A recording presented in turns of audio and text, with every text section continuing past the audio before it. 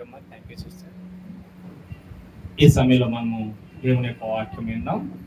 మన మధ్యలో దేవుడు పాస్టర్ గారు వచ్చి మనతో వాక్యం పంచుకోవాల్సిందిగా ప్రభు పేట మనం చేసుకుంటూ ఆహ్వానిస్తున్నాం.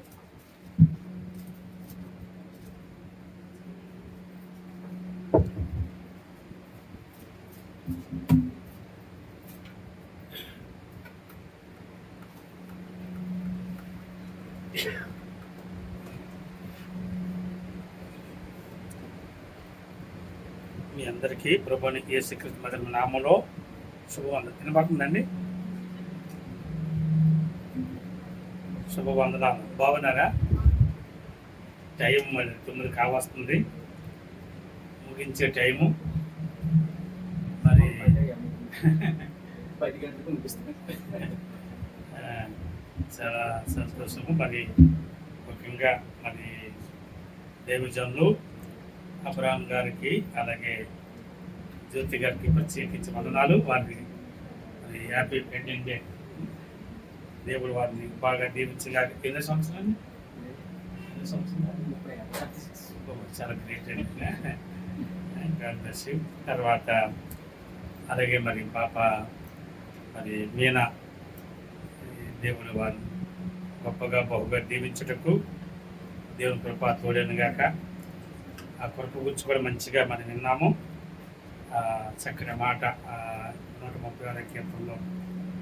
అలాగే ప్రశాంత్ కదా, దేవుడు వారిని బట్టి దీవించగాక. అలాగే రమేష్ గారిని, శిరీష మరి దేవుడు వారికి కూడా వందనాలు.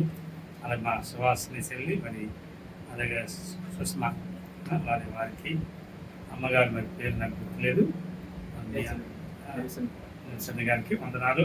అలాగే సుధాకర్ గారి దేవజన వారికి, మీ అందరికీ పేరు ప్రతి ఒక్కరికి వందనాలు. మరి గుంటూరు జిల్లాలో తెనాలి పెద్ద మీటింగు. దైవజనులు ఎప్పుడైతే మరి చెప్పారో వారికి మాట ఇచ్చాను. మరి పెద్ద మీటింగ్ అని చెప్పి నేను చెప్పాను. నేను అక్కడ మాట ఇచ్చేసాను. మరి నేను రాలేని చెప్పేసి చెప్పడం కూడా జరిగింది. పిల్లరా, మరి మీ దగ్గర రావడం కూడా నేను సంతోషంగా అంగీకరిస్తాను. మిమ్మల్ని ఎక్కువగా జ్ఞాపకం చేసుకుంటాను. ఇంటికి ఇది ఎలాగొన్నా మరి నాకు పాప మరి బయట దేశానికి వెళ్తుంది, అయ్యా వచ్చి మీరు ఆస్వాదించాలని చెప్పారు. కానీ ఇక్కడ రాగానే మరి విల్సన్ గారు మరి మరి మ్యారేజ్ డే గురించి చెప్పినప్పుడు నాకు తెలిసింది అన్నమాట. నాకు వరకు నాకు తెలియదు. 2 వాక్యాలు చదివి ముందుకెళ్దాము. త్వరగా క్లుప్తంగా దేవుని వాక్యం చదువుకుందాము. లూకాసు వార్త దేవుని వాక్యం నుండి. లూకాసు వార్త 1వ అధ్యాయము. లూకాసు వార్త 1వ అధ్యాయము 6వ వచనం చదువుతాం చూడండి. లూకాసు వార్త 1వ అధ్యాయము 6వ వచనం చదువుతాను. నేను చదువుతాను. వీరిద్దరూ ప్రభు యొక్క సకలమైన ఆజ్ఞ చొప్పునను న్యాయ విధుల చొప్పునను నిరాపరాధులుగా నడుచుకొనుచు దేవుని దృష్టికి నీతిమంతులై ఉండిరి. అలాగే ఆదికాండము 28వ అధ్యాయం. ఆదికాండము 28వ అధ్యాయము 15వ వాక్యం కూడా చదువుతారు చూడండి. 28:15. ఇదిగో నేను నీకు తోడై ఉండి నీ వెళ్ళి ప్రతి స్థలమందు నేను కాపాడుచు ఈ దేశానికి నేను మరలా రప్పించుకున్నాను. నేను నీతో చెప్పినది నెరవేర్చే వరకు నేను ఎడవనని చెప్పగా తల వంచండి. చిన్న ప్రార్థన చేద్దాము. తల వంచండి. 1 నిమిషం ఎవరికి వారే ప్రభా నీ వాక్య చేత నాతో మాట్లాడని చెప్పి చిన్న ప్రార్థన చేయండి.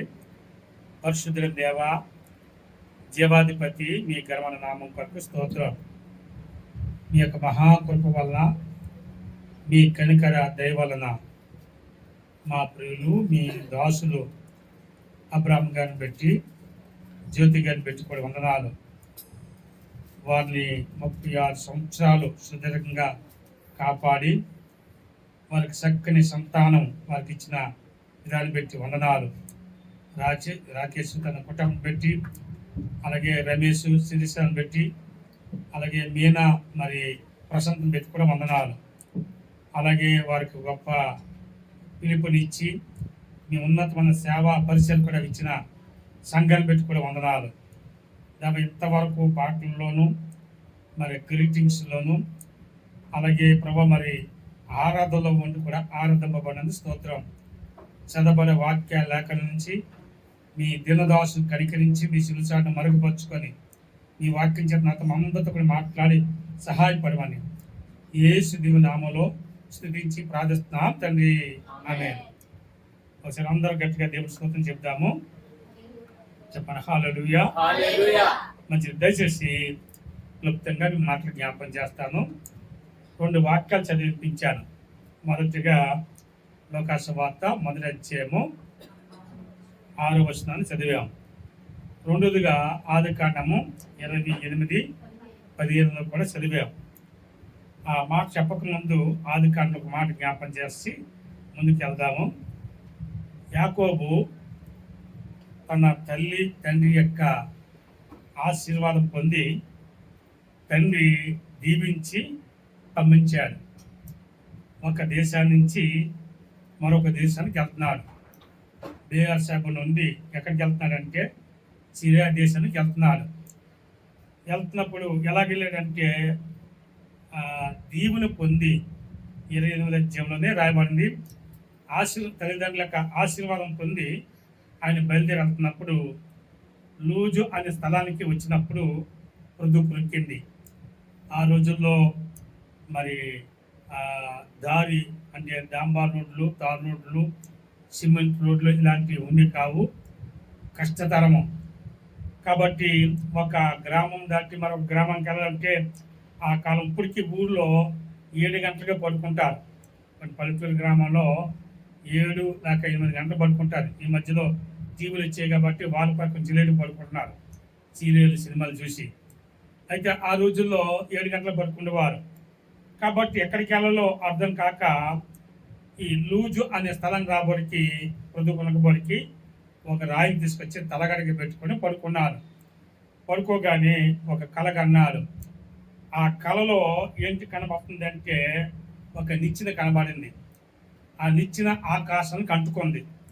నిచ్చెన పైన దేవాది దేవుడైన సృష్టికర్తన ప్రభు ఆ నిచ్చెన పైన నిలుచున్నాడు. అప్పుడు దేవుని యొక్క దూతలు ఎక్కుతూ దిగుతూ ఉన్నాయి. ఈ దృశ్యం అంతా చూస్తున్నప్పుడు అప్పుడు దేవుడు ఆయనతో మాట్లాడుతున్నాడు యాకోబుతో. అప్పుడు యాకోబుకి ఇంకా పెళ్లి కాలేదు, పెళ్లి చూపులు కూడా వెళ్ళలేదు. ఇదంతా కూడా తెలీదు. తన అన్న యొక్క భయముతో, అన్న చంపుతాడనే భయముతో అతడు బయలుదేరి వెళ్ళాడు. అయితే అప్పుడు దేవుడు మాట్లాడుతున్నాడు. ఏం మాట్లాడుతున్నాడు అంటే, ఇదిగో నేను నీకు తోడై ఉండి నీ వెళ్ళే ప్రతి స్థలమందు కూడా నేనేం చేస్తాను, నిన్ను కాపాడుతాను. బాగా గమనించండి. ఇదిగో నీకు తోడుకుంటాను, నీ వెళ్ళే ప్రతి స్థలమందు కూడా నేనేం చేస్తాను, కాపాడుతాను. కాపాడి నేను నీతో చెప్పినది నెరవేర్చే వరకు నేను ఎడవును అని చెప్పాడండి. అది ఎంత గొప్ప వాగ్దానం చేశారండి.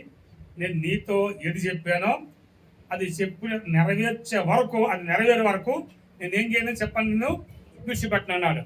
మరి బాబు సుమంత్ కూడా వెళ్ళినప్పుడు కూడా ఈ మాట కూడా జ్ఞాపకం చేశాను. మీకు గుర్తు ఉండవచ్చు. ఇదే స్థలంలో మరి జరిగింది, మీటింగ్ జరిగింది. ఎంతమంది వచ్చారు అప్పుడు?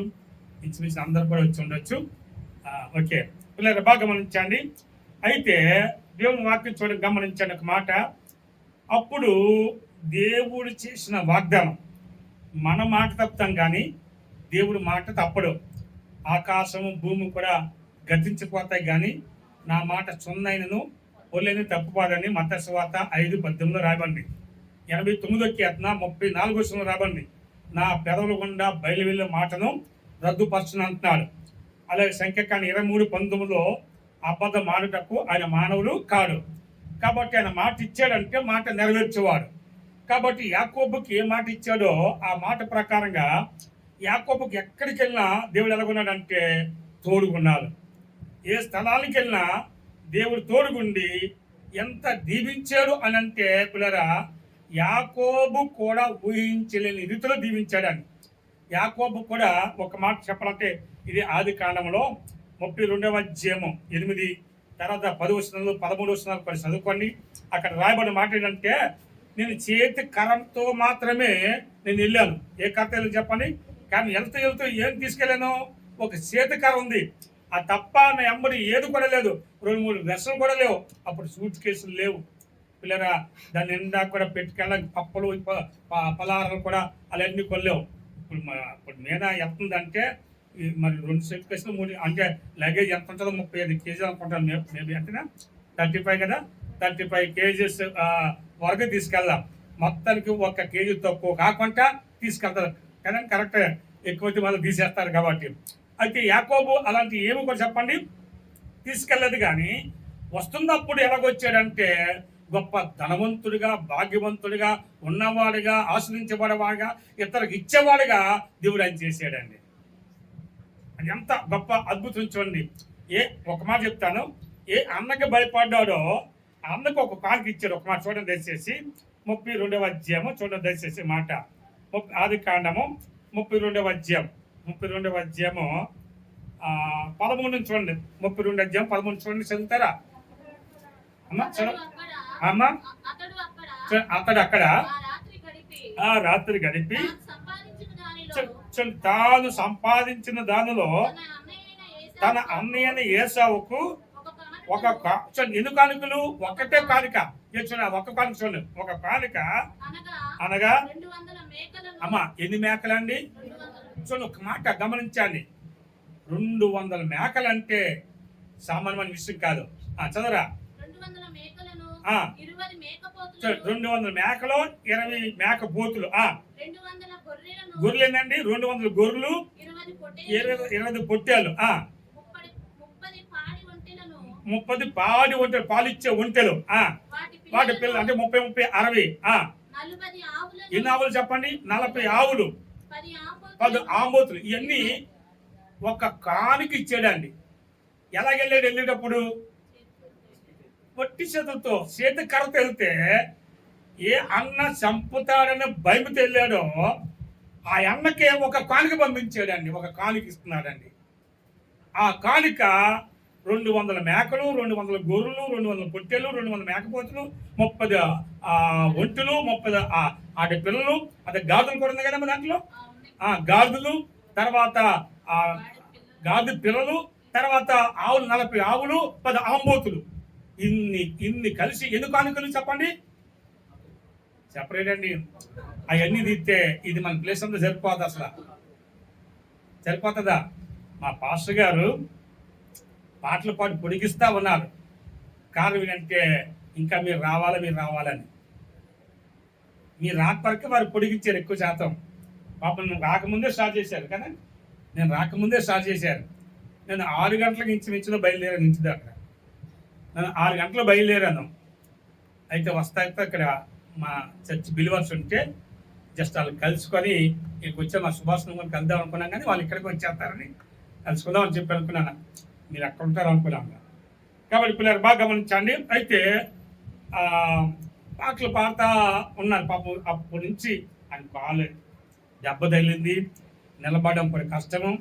అలా కష్టం ఉండి కూడా నిలబడి నడిపించడము, పాటలు పాడడము, ఆరాధన చేయడం అన్నది అది గొప్ప ధన్యత.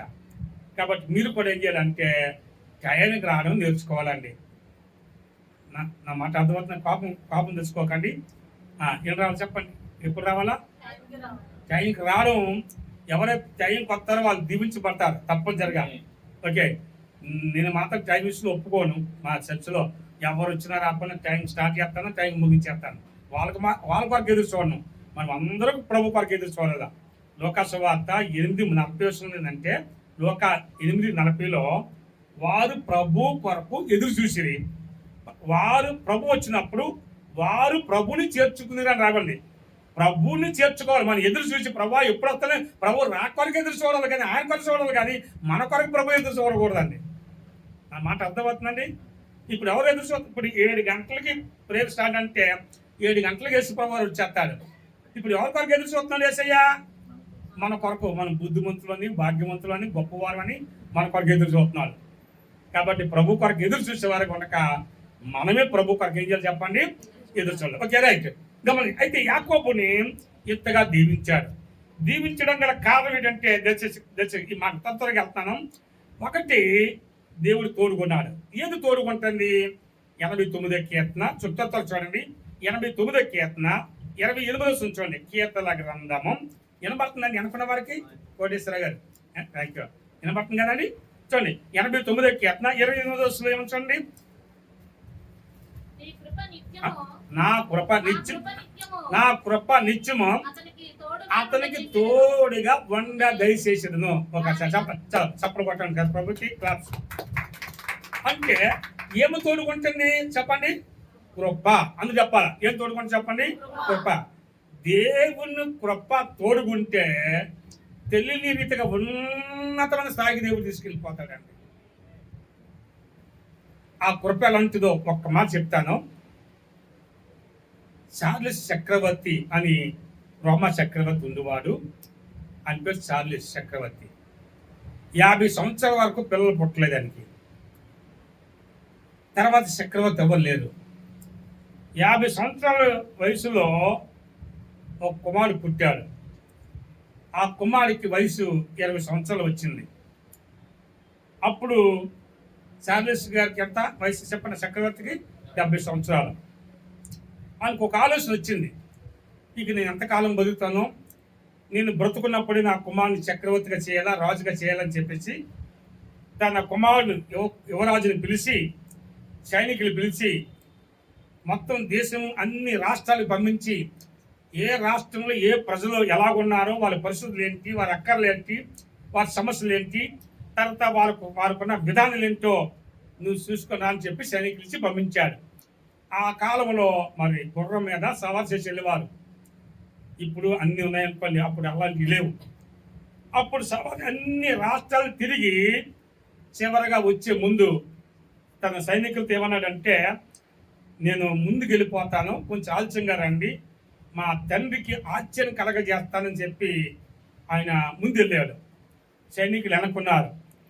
ముందు వెళ్తున్న సమయం జరిగిన సంగతి కథ కూడా కాదు. పిల్లగా వెళ్తున్న సమయంలో ముందు వెళ్ళిపోయాడు. దారిలో ఒక బందుపోటు దొంగ చెట్టు మీద కాచుకొని కూర్చున్నాడు. ఇది యువరాజు చాలా రథం అంటే సవారు చేసుకుంటూ వెళ్తున్నాడు.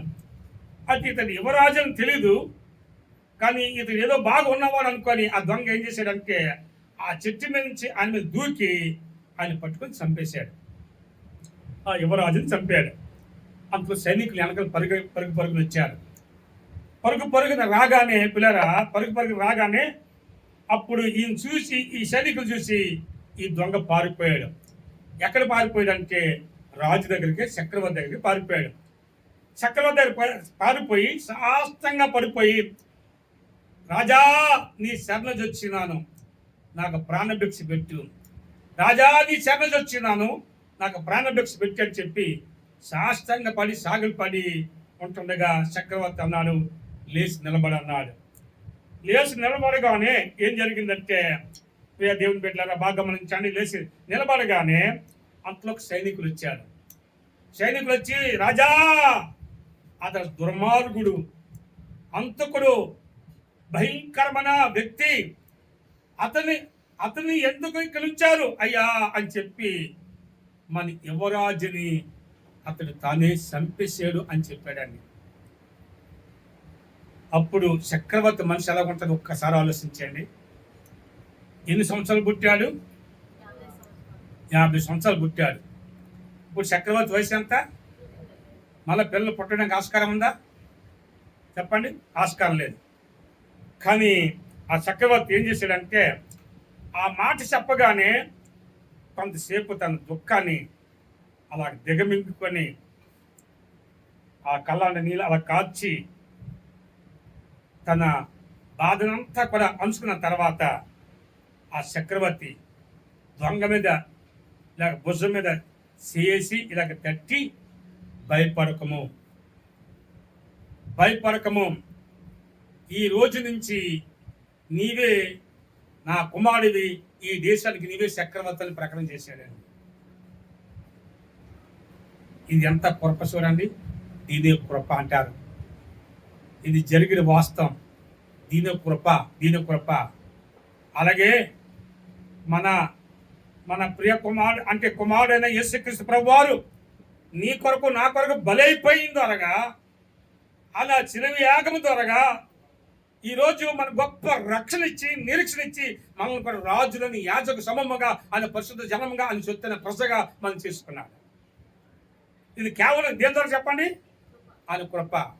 ఆ కృప తోడుకుంటే ఉన్నతమైన స్థితికి దేవుడు తీసుకెళ్తాడండి. చెప్పండి హల్లెలూయా, చెప్పండి హల్లెలూయా. కాబట్టి ఈ కృప గురించి చెప్పాలంటే ఇది చాలా పెద్ద ప్రసంగం చేయట్లేదు. ఒకటి, నేను నీకు తోడుగుండి నేను కాపాడుతానన్నాడు. రెండోదిగా ఏం తోడుకుంటుందంటే ఆయన కృప. చెప్పండి, ఏం తోడుకుంటు చెప్పండి?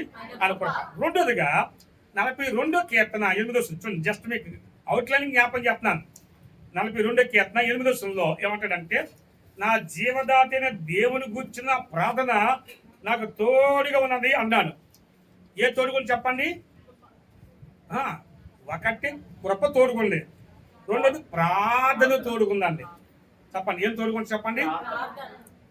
మరి మీనా ఆమె కోరిక సంఘానికి అందరికీ మీ ఆశీర్వాదం కావాలా అని అడిగింది కదమ్మా. ఓకేరా, ఒక్క మాట చెప్పాలా, ఆశీర్వాదం కంటే ఆశీర్వాదం ఇచ్చేవాడు దేవుడు. సంఘం ఏం కోరుకోవాలంటే ప్రార్థన కోరుకోవాలి. సంఘ ప్రార్థన చేస్తే దేవుడు ఏం చేస్తాడంటే ఆకాశ వాక్యం లిప్పి పట్టజాల దీవులు ఏం చేస్తాడు చెప్పండి? కుమ్మరిస్తాడు. అంటే సంఘ ఆశీర్వాదం కూడా అవసరమే. కాబట్టి ఆశీర్వాదం అన్నది ఎవరి ద్వారా వస్తుంది చెప్పండి? దేవుని ద్వారాగా. కాబట్టి ఏది తోడుకుంటుంది అన్నాడు? ప్రార్థన. అమ్మా చెప్పండి, ఏది చెప్పండి? ప్రార్థన చేస్తే నువ్వు ఎక్కడికి వెళ్ళినా అపాయములో ఉపాయం కలగజేస్తాడు. అపాయములో ఉపాయం కలగజేస్తాడు. కీడు రాకుండా మేలు చేస్తాడు. ప్రార్థన ద్వారా చాలా ఎన్నో కార్యాలండి. దేవుని వాక్యంలో రోమపత్రిక 10వ అధ్యాయం 12లో రాయబడింది. రోమపత్రిక 10:12 రాయబడింది. అంటే తనకు ప్రార్థన సేవరందరిలా కృప చూపుటకు ఐశ్వర్యంతుడు అంటున్నాడు. తనకు ప్రార్థన సేవరందరిలా ఏం చూపుటకు చెప్పండి? కృప చూపుటకు. ఏమంటే ఐశ్వర్యంతుడు. ఎవరైతే ప్రార్థన చేస్తారో ప్రార్థన చేసిన వాళ్ళందరూ తెలియకుండా ఐశ్వర్యవంతులుగా చేస్తాడండి. చప్పలు కొట్టాడు ప్రభుకి. అక్కడికి వెళ్ళిన తర్వాత కూడా బిడ్డ నేను ఎక్కువగా ప్రార్థన చేయాలి. దేవుడిని అక్కడ వాడుకుంటాడు. మీకు ఇచ్చిన దర్శనం ప్రకారంగా అక్కడ కూడా సంఘం కట్టబడాలా, మీ డాడీ గారిని పిలవాలా, బాగా సంఘం ఉందా నన్ను కూడా పిలవండి, మీకు కూడా వాక్యం చెప్తాము. ఆమె ఏమంటారు? ప్రజల హల్లెలూయా.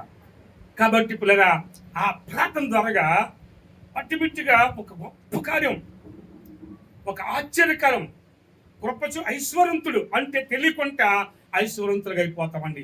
ఆ ప్రార్థన ద్వారా అంత ప్రభావం, అంత కార్యం ఉంది.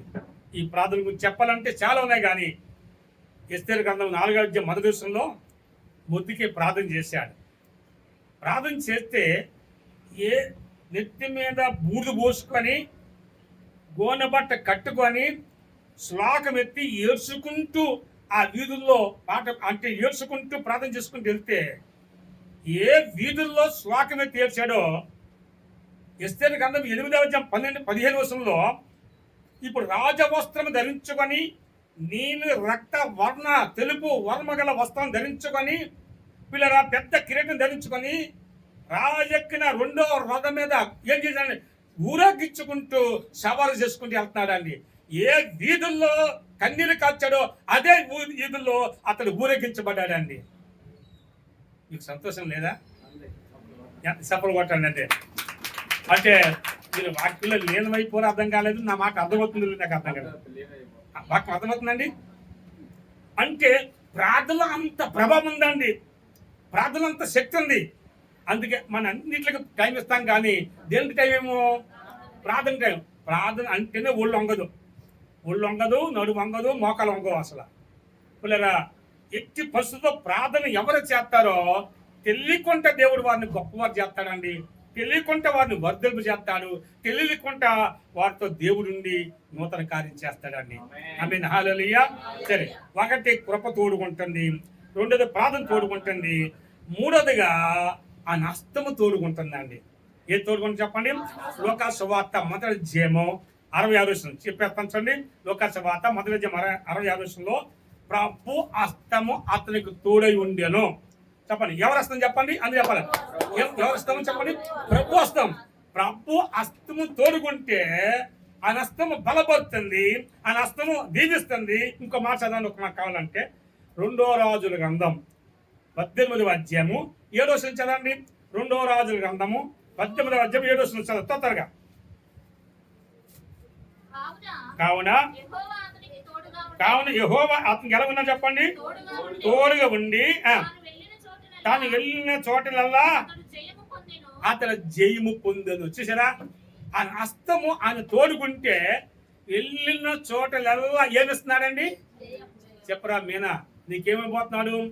నువ్వు దుబాయ్కి వెళ్తావో, అమెరికా వెళ్తావో, ఇంగ్లాండ్కి వెళ్తావో, రష్యాకి వెళ్తావో నాకు తెలియదు, కానీ నీకు ఎక్కడికి వెళ్ళినా దేవునికి తోడుకుండి ఏమైపోతున్నావు చెప్పండి? జయమైపోతున్నాడండి. అదెంత గొప్ప దీవెన, అదెంత గొప్ప ఆశీర్వాదం, అదెంత గొప్ప కార్యం చూడండి. కాబట్టి పిల్లరా, ఆయన ప్రభు హస్తం తోడుకుంటుంది. తర్వాత ఇంకేం తోడుకుంటుందంటే ఆయన సన్నిధి తోడుకుంటుంది. చెప్పండి, ఏం తోడుకుంటుంది చెప్పండి? నిర్గమకాండము 33:14లో నా సన్నిధి నీకు తోడుకొచ్చింది అన్నాడు. ఆయన సన్నిధి తోడుకుంటే 16వ కీర్తన 11వ వచనంలో ఆయన సన్నిధిలో సంపూర్ణ సంతోషం ఉంటుందండి. చెప్పండి, ఏమంటుంది చెప్పండి? బిడ్డ నేను నీకేమైపోతున్నాడు? ఈ దీవునితో పాటుగా సంపూర్ణ సంతోషం. అయ్యో దుబాయ్కి ఎందుకు వెళ్ళేనే, మా అమ్మ గుర్తుకు వస్తుంది, మా మమ్మీ గుర్తుకు వస్తుంది, మా అన్న గుర్తుకు వస్తున్నాడు, మా వదిన గుర్తుకు వస్తుంది, సంఘం గుర్తుకు వస్తున్నాడు, సండే స్కూల్ గుర్తుకు వస్తుంది. ఇవన్నీ కూడా గుర్తుకొచ్చినప్పుడు బాధ కలుగుతుంది, కానీ బాధ లేకుండా సంతోషం కలగజేస్తాడండి. ఎందుకు సంతోషం కలగజేస్తాడు?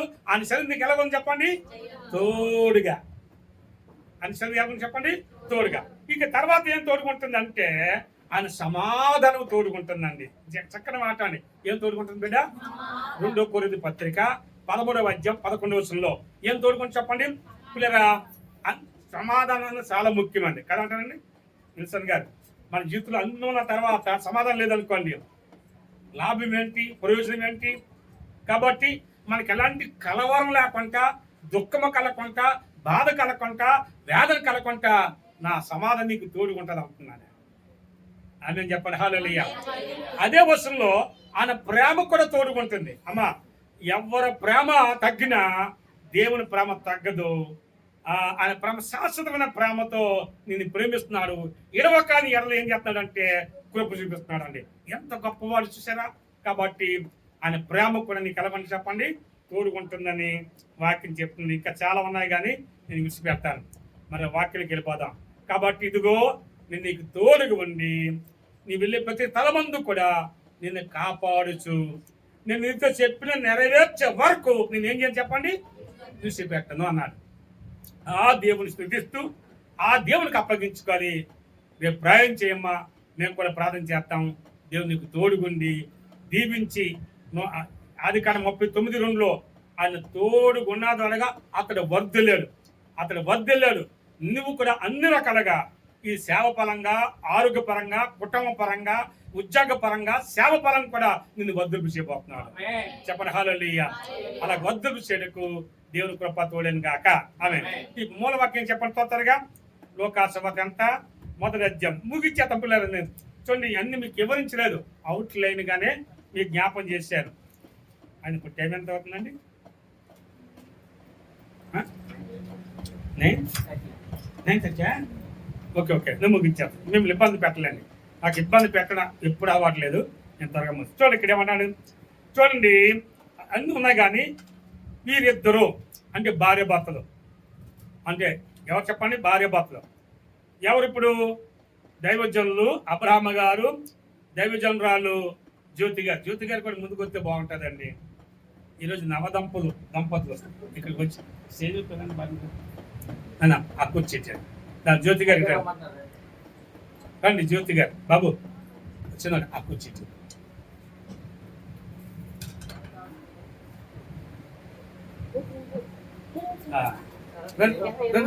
ఈరోజు రండి. ఈరోజు రండి. దేవుడు ఏమనుకోండి.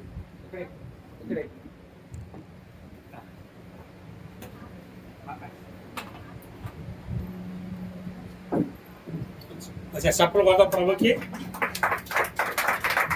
గుడ్. ఈరోజు అది మేనడే కాబట్టి మరి అలాగే మేన కూడా రమ్మని వల్ల వస్తా అది కూడా ఓకే. గమనించండి. కాబట్టి వీరిద్దరు రాబడి వీరిద్దరు దేవుని యొక్క సకల ఆజ్ఞలు చొప్పున నిరాపరాధులుగా నడుచుకొనుచు. ఎలా నడుచుకున్నారు చెప్పండి? దేవుని దృష్టికి నీతిమంతులై ఉన్నారు. కాబట్టి ఎలా ఉన్నారు చెప్పండి? చెప్పాలి త్వరగా. దేవుని దృష్టికి ఎలా ఉన్నారు? అయితే ఇవన్నీ ఒక్కొక్క మాట మీద చాలా ఒక గంట ప్రసంగం నేను అన్ని చేయలేను. నీతిమంతులుగా ఉంటే నీతిమంతులకి దేవుడు ఏం చేయబోతున్నాడు ఒక 5 మాటలు చెప్పి ముగిస్తాను. అవుట్లైన్గా చెప్పేస్తాను. నీతిమంతులకు ఏం చేయబోతున్నాడు, నీతిమంతులు ఎవరు అన్నది చెప్తే అదొక చాలా టైం పడుతుంది. అది చెప్పట్లేదు. వీళ్ళిద్దరు ఎలాగున్నారు? భార్య భర్తలు ఇద్దరు ఎలా నడుచుకున్నారు? నిరాపరాధులుగా. చాలా మంది భార్య భర్తల్లో ఐక్యత ప్రేమ అన్నది చాలా ఫస్ట్ చూడండి. ఎక్కువ శాతము కొత్తగా పెళ్ళైన వారు నీ భార్య ఎలా ఉందరా అని అంటే అంటాడంట, నా భార్య ఎలాగుందంటే తేనెలాగా ఉంది అంటాడంట. 2వ నెలలో నీ భార్య ఎలాగుందరా అంటే బెల్లంలాగా ఉంది అంటాడంట. 3వ నెలలో నీ భార్య ఎలాగుందంటే సేదులా ఉంది అంటాడంట. అంటే రాను రాని ప్రేమ ఏమవుతుందో చెప్పండి? తగ్గుతుంటుంది. కానీ ఈ ఇద్దరు ప్రేమ తగ్గలేదు. సో బాగా గమనించాను. చాలా మందిలో ఆ మొదటున్న ప్రేమ, ఆ మొదటున్న సమర్పణ, ఆ మొదటున్న విధేయత చాలా కడవరకు ఉన్నది చాలా అరుదండి. కానీ ఇలాంటి దంపతులు ఎక్కడ కనబడరండి. వీళ్ళిద్దరు కూడా చూడండి, ముసలి వయసు వచ్చినా సరే ఎలాగున్నారంటే ఇద్దరు కలిసి నిరాపరాధులుగా నడుచుకుంటూ దైవ దృష్టికి ఎలాగున్నారంటే నీతిమంతులుగా ఉన్నారండి. అంటే వాళ్ళు ఏముంది? ఏక మనసు, ఏకాత్మ, ఏక హృదయము, ఏక తాత్పర్యము, ఏకాత్మ కలిగి వారు జీవించారు. కాబట్టి పిల్లరా దేవుడు ఆ దంపతుల్ని అలా దీవించాడు. ఆ దంపతులు అలా దీవించాడో ఈ దంపతులు కూడా అలా దీవించబడాలని నేను కోరుకున్నాం. ప్రార్థన చేద్దాం. హల్లెలూయా. చెప్పలు దేవుడు శుద్ధ. హల్లెలూయా. అయితే నీతిమంతులు ఉంటే కలిగా మేలు ఏంటంటే ఒకటి త్వరగా చదవండి. యెషయా గ్రంథం రాసుకోండి. యెషయా గ్రంథము 3వ అధ్యాయం. యెషయా గ్రంథము 3వ అధ్యాయము 10వ వచనం చదవండి. యెషయా గ్రంథం 3:10. నీకు మేలు కలిగినని గాడ్ బ్లెస్ యు. హల్లెలూయా. చెప్పండి హల్లెలూయా. చెప్పండి ఒకసారి. నీకు మేలు కలిగినని అబ్రహాం గారికి జ్యోతి గారికి ఏం కలుగుతుంది చెప్పండి? మేలు కలుగుతుందని నీతిమంతులు చెప్పు. ఓ దైవజనుడా, ఓ యెషయా, ఓ ప్రవక్త, ఇది ఈ మాట చెప్పు. ఏం చెప్పు? ఇదిగో మీకు మేలు కలుగుతుందని చెప్పు. నేను నా వాక్యం ఇది లేదండి, నా తలంపులో కూడా లేదు. ఇక్కడ రాగిన ఆ అయ్యగారు ఆ మాట చెప్పు పాట పాడగానే అప్పుడు ప్రభుని అడిగితే అక్కనిచ్చాడు దేవుడు. కాబట్టి దేవుడు మీకు ఏం చేయబోతున్నాడు చెప్పండి. చెప్పండి ఏం చేయబోతున్నాడు? మేలు చేస్తున్నాడు అంటే అర్థం ఏంటి? కీడు తొలగిపోతుంది. కీడు రాకుండా చేస్తున్నాడు. మరి మేలు ఎవరు చేస్తారు? చాలా ఉన్నాయి. ఈ మేలు దగ్గర కూడా 1 గంట ప్రసంగం అండి. ప్రభు కృప అలా చెప్పి దేవుడు నాకు ఇచ్చాడు. ఆ మేలు తన సంకల్పం చెప్పిన పిలబడి వారు అందరికీ మేలు జరుగుటక సమస్తము సమకూడి జరుగుతున్నామని ఎరుగుదమని రోమపత్రిక 8:28 రాయబడింది. కాబట్టి పిల్లలు అలాగే ద్వితీయోపదేశకాండము 30వ అధ్యాయం 10వ వచనంలో మీకు మేలు చేయుటకు యెహోవా మీ వైపు తిరిగి ఆనందించుతున్నాడట. అంటే దేవుడు వెళ్ళిపోతున్న దేవుడు మీ వైపు మళ్ళీ ఆనందించి మీకేం చేయబోతుంది చెప్పండి? మేలు చేయబోతున్నాడు. సెపరేట్ అండి. ఏం చేయబోతున్నాడు? ఎంతమంది మేలు కావాలా? ఈ దంపతులు కావాలా? మీకు కావాలా? నాకు కూడా కావాలి. ఏం కావాలి చెప్పండి? మేలు చేయబోతున్నాడు. హల్లెలూయా. ఒకటి నీతిమంతుడికి మేలు కలుగుతుంది. రెండోదిగా 94వ కీర్తన 13. త్వరగా 2-3 మాటలు చెప్పి ముగిస్తాను. 94:13 చదవండి. 94:13 చూడండి. భక్తిహీనులకు గుంట త్రవ్వబడి వరకు నీతిమంతుల కష్టదినాలు పోగొట్టి వారికి నెమ్మది కలగజేయండి. చప్పుడు కొట్టిన మాట. ఇప్పుడు ఏమంటున్నాడు? నీతిమంతుల కష్టదినాలు పోగొట్టి వారికి ఏం కలగజేస్తాడు చెప్పండి? చెప్పురా మీనా బిడ్డ, ఏం కలగజేయబోతున్నాడు అంటే కష్టదినాలు పోగొట్టబోతున్నాడండి. దేవుని బిడ్డ, ఈరోజు ఎవరైతే యేసు రక్తం చేత కడగబడి విమోచించబడి ఆయనకు అప్పగించుకుంటారో, దేవుని దృష్టికి ఎవరైతే నీతిమంతులు ఉంటారో ఆ నీతిమంతులతో ఏమంటున్నాడంటే మీకు మేలు కలగడమే కాక మీ కష్టదినాలు పోగొట్టి మీకేం చేస్తాను చెప్పండి? నెమ్మది కలగజేస్తామన్నాడండి. నెమ్మది లేని కుటుంబాలు, శాంతి లేని కుటుంబాలు, కలవరంతో, దుఃఖంతో, బాధతో, చింతతో ఉన్న కుటుంబాలు ఎన్నో కుటుంబాలు ఉన్నాయి. అయితే ప్రభు ఏమన్నాడంటే నీతిమంతులుగా ఉన్న మన కుటుంబానికి దేవుడు ఏం చేయబోతున్నాడంటే కష్ట దినాలు పోగొట్టి నెమ్మది కలగజేయబోతున్నాడు. ఏ కష్టము, ఏ బాధ, ఏ కట్లు బంధకాలు నేను ఎంటాడుతున్నాయో అవన్నీ తొలగించి తెంపివేసి నీకు నెమ్మది కలగజేయబోతున్నాడు. చెప్పండి హల్లెలూయా. తర్వాత మూడోదిగా 97వ కీర్తన 11 నుంచి 97వ కీర్తన 11లో కూడా ఏమందో, నీతిమంతుల కొరకు వెలుగును, యథార్థ హృదయుల కొరకు ఆనందము విత్తబడినది. హల్లెలూయా. నీతిమంతుల కొరకు ఏముంది చెప్పండి? వెలుగు రాకముందు ఏముంది? చీకటి ఉంది. అంటే అయ్యగారు, మీకు, మీ కుటుంబానికి, సంఘానికి చీకటి రాకుండా, చీకటి ప్రభావం పడకుండా దేవుడు మీ మీద వెలుగుని ప్రసాదం చెప్పండి హల్లెలూయా.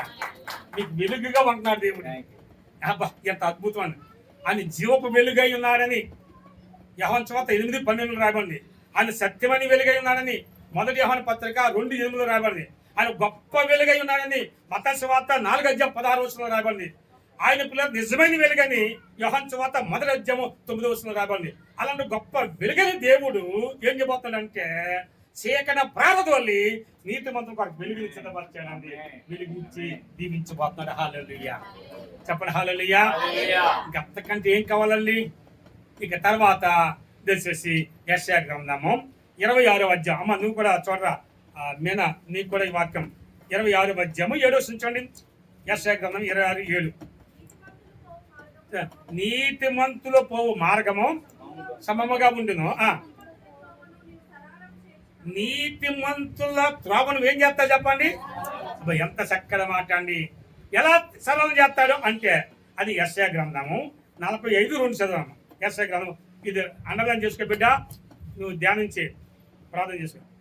45:2 చదవము. అది నేను నీకు ముందుగా పోవచ్చు, మెట్టగానున్న స్థలాన్ని చరాలను చేసేదను, ఎక్కడ తలుపులను పగలగొట్టి ఇనపగడను ఎరగొట్టి తెలిసినాను. అంధకార హల్లెలూయా. ఎంత గొప్ప దేవుడు చూసారా ప్రభు అన్నాడంటే నీతిమంతుల త్రోవను ఏం చేస్తున్నాడు? చరాలను ఎలా చేస్తున్నాడు? ముందుగా పోవచ్చు. మెట్టగానున్న స్థలం ఏదైతే అడ్డులు ఉన్నాయో, ఆటంకాలు ఉన్నాయో, అడ్డులు ఆటంకాలన్నీ తొలగించి చరాలు చేసి మరుగైన ఆ ధన నిధులను దేవునికి ఇవ్వబోతున్నాడు. ఆ నిధులకి ఇవ్వబోతున్నాడు. ఇత్తడి తలుపులు పగలగొట్టి ఇనపగడలు ఎరగొట్టబోతున్నాడు. ఎరగొట్టి ఆ మరుగైన ధన నిధులు దేవుడు ఇవ్వబోతున్నాడు. ఇది ఎవరికి ఇస్తాడన్నాడు? ఇది ఎవరికి ఇస్తానన్నాడు? చెప్పండి గట్టి చెప్పండి. ఎవరికి ఇస్తాడు? మన నీతిమంతులు ఉంటే తప్పనిసరిగా ఈ దీవుని మనకు కలుగుతుంది. తప్పనిసరిగా ఈ దీవుని మనకు కలుగుతుంది. దైవ బిడ్డలారా ఇంకా చాలా ఉన్నాయి, కానీ 58వ కీర్తన 11 ఒక 2 మాటలు జ్ఞాపకం ముగిస్తాను. 58వ కీర్తన 11 చూడండి. కావున నిశ్చయముగా నీతిమంతుల కొరకు ఏం కలుగుతుంది? ఫలము. అయ్యారు ఏం కలుగుతుంది చెప్పండి? ఫలము. ఏ ఫలం కలుగుతుంది మీకు? ఏ కాలం కాలం ఫలం? 6 వేలు గర్భఫలం ఉంది, భూఫలం ఉంది, వెలుగు ఫలం ఉంది, జీవఫలం ఉంది. ఇప్పుడు ఆత్మ ఫలాలు కావాలి. ఆత్మలు ఆ ఫలాలు దేవుడు ఇస్తాను అన్నాడు. చెప్పండి ఏ ఫలాలు చెప్పండి? ఆత్మ ఫలము వేరు, ఆత్మనాడు వేరు, అలాగే వెలుగు ఫలం. కాబట్టి ఫలము దేవుడు ఇస్తానన్నాడు. ఇది ఎవరికి ఇస్తాడు ఫలము? నీతిమంతులకి ఈ ధన్యత, ఈ కృప దొరుకుతుంది. లాస్ట్ మాట మత్తయి సువార్త 25:46 చూడండి. మత్తయి సువార్త 25:46 చూడండి. లాస్ట్ మాట చూడండి. వీరు నిత్య శిక్షకును, నీతిమంతులు నిత్య జీవనకు పోవుదురు. హల్లెలూయా. గట్టిగా స్తోత్రం చెప్పండి. హల్లెలూయా. వీరి నిత్య శిక్షక అంటే ఎవరైతే నీతిమంతులుగా తీర్చబడలేదో వారికి నిత్య శిక్ష కలుగుతుంది, అంటే నరకానికి వెళ్ళిపోతారు. ఎవరైతే నీతిమంతులుగా తీర్చబడుతున్నారో వారు నిత్య జీవాన్ని పరలోకానికి వెళ్తారు అన్నాడు. నీతిమంతులుగా తీర్చబడితే మన కొరకు ఏం సిద్ధపరిచాడు? పరలోకం సిద్ధపరిచాడు, నిత్య జీవనం సిద్ధపరిచాడు. ఆ పరలోకం ఇవ్వడానికి మత్తయి సువార్త 27:19 ప్రకారంగా ఆ నీతిమంతుడు యేసయ్య, ఆ నీతిమంతుడు యేసుక్రీస్తు ప్రభువారు ఏం చేశాడంటే రోమా పత్రిక 5:9 ప్రకారంగా ఆయన రక్తం వల్ల మనందరూ కూడా ఏం చేశాడంటే నీతిమంతులుగా తీర్చాడు. నీతిమంతులుగా తీర్చబడిన ప్రతి ఒక్కరు కూడా ఏముంది? నిత్య జీవం ఉంది. అని చెప్పండి. ఏముంది చెప్పండి? అంటే పరలోకం ఉందని చెప్పండి. నా కొరకు పరలోకం ఉందని చెప్పండి. ఎంతమంది కావాలా పరలోకము? చూడండి, ఒకటి చెప్పండి. నీతిమంతులకి మేలు చేయబోతున్నాడు. నీతిమంతులకు కష్టదినాలు పోగొట్టి నెమ్మది కలగజేయబోతున్నాడు. నీతిమంతుల కొరకు ఏముంది? వెలుగు ఉంది. నీతిమంతులకు ఏం చేయబోతున్నాడు? మార్గాన్ని సరళం చేయబోతున్నాడు. నీతిమంతులకు ఏమవుతున్నాడు? మర్చిపోయారా? బలం ఇవ్వబోతున్నాడు. నీతిమంతుల గారికి ఏం సిద్ధపరిచాడు? పరలోకాన్ని సిద్ధపరిచాడు. కాబట్టి వీరిద్దరు అంటే భార్య భర్తలు అంటే జకర్యా, ఎలిజబెత్, అలాగే మా మధ్యలో అబ్రహాము గారు, జ్యోతి గారు నిరాపరాధులుగా నడుచుకొని దేవుని దృష్టికి ఎలా ఉన్నారు? నీతిమంతులు ఉన్నారు. నీతిమంతులుగా ఉంటే ఇలాంటి దీవుళ్ళు, ఇలాంటి ఆశీర్వాదాలు, ఇలాంటి గొప్ప కార్యాలు జరిగించబోతున్నాడు. అలాగా జరిగించి దీవించి, అలాగే 2 సామెల గ్రంథము 7:29 2 సామెల గ్రంథం 7:29 నా దేవా అని చెప్పి నీ ఆశీర్వాదం నొంది నా కుటుంబం నిత్యము కూడా ఆస్వాదించబడగాక అని భక్తుని దావీదు ఎలాగా ప్రార్థన చేసి ప్రభుకు అప్పగించాడో, దేవుని యొక్క ఆశీర్వాదం పొంది నిత్యము మీరు మీ కుటుంబం కూడా దీవించబడి ఆశ్రదించబడి అభివృద్ధి పొంది ఆర్థికంగా, కుటుంబ పరంగా, ఆరోగ్య పరంగా, సేవ పరంగా దీవించడానికి దేవుని కృప మీకు సమృద్ధిగా నడిపించిన గాక.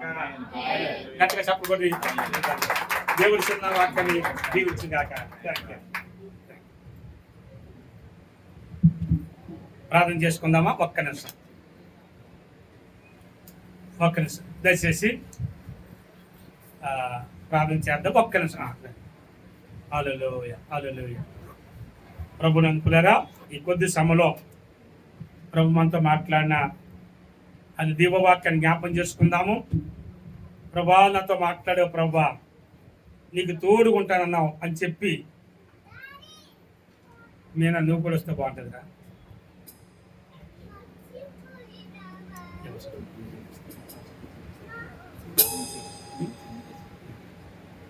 మనం ఒక్క నిమిషం ప్రభు సన్నిధిలో ప్రార్థన చేద్దాము. దేవుని మహాకృపలో ఇదిగో నీకు తోడుగుండి నీ వెళ్ళి ప్రతి స్థలమందు కూడా నిన్ను కాపాడుతాను ప్రభు చెప్పాడు. ఆయన కాపాడువాడు కొనుకుడు నిద్రపోడు. ప్రియ బిడ్డ మీనా తన ప్రయాణంలో దేవుడు తోడుగుండి ఆయన కృప, ఆయన ప్రేమ, ఆయన సన్నిధి, ఆ ప్రార్థన, ఆయన హస్తము కూడా తోడుగుండి కాపాడి వర్ధులకు చేతన ఉన్నాడు. ఇదిగో నీకు ముందుగా పోవుసు మెట్టగా ఉన్న స్థలాన్ని నేను శరాలు చేతని చెప్పిన దేవుడు ఇంటి పట్ల నెరవేర్చేటట్లుగా ప్రభుత్వంలో ప్రార్థన చేద్దాం. అలాగే దేవజనులు అబ్రహ్మ గారు, జ్యోతి గారి ఎడల ఇదిగో వీరు దైవ ఆజ్ఞ ప్రకారంగా నిరాపరాధులుగా నడుచుకుని దేవుని దృష్టికి నీతిమంతులై ఉన్నారు. నిజంగా ఈ దంపతులు దేవుని దృష్టికి నీతిమంతులుగా ఉండి దేవుని ఎడల తన తగ్గింపు, సమర్పణ, విధేయత కలిగి వారి జీవితం ప్రభుకు అంకితం చేసుకొని ఈ గొప్ప సేవ పరిచయలో ఇంకా బహుగా అభివృద్ధి పొందేటట్లుగా, దేవుడు వారికి మేలు చేసేటట్లుగా, కష్టదినాలు పోగొట్టి నెమ్మది కలగజేసేటట్లుగా, అని వెలుగుని ఎప్పుడు ప్రకాశింపజేసేటట్లుగా, అని శ్రేష్టమైన ఫలాలు దేవుడు వారికి అనుగ్రహించి వారి మార్గాలను సరళం చేసేటట్లుగా దేవుడు వారితో ఉండి సమృద్ధిగా ధారాళంగా దీవించేటట్లుగా మనం అందరూ కూడా ప్రార్థన చేద్దాం. నాకు కూడా ఈ దీవెన కావాలన్న వారు మీ కూర్చే పైకి ఎత్తారా ప్రార్థన చేస్తాము. తమ్ముడు, చెల్లి, బ్రదర్, సిస్టర్, దేవుడు మేము దీవించగాక, దేవుడు ఆస్వాదించగాక. ప్రార్థన చేద్దాము. సుధాకర్ గారు కూడా ముందు రండి. మీరు కూడా పెద్దవారు నీలసన్ గారు కూడా ముందు రండి. పెద్దవాళ్ళు వస్తే దీవిద్దాము, ప్రార్థన చేద్దాము.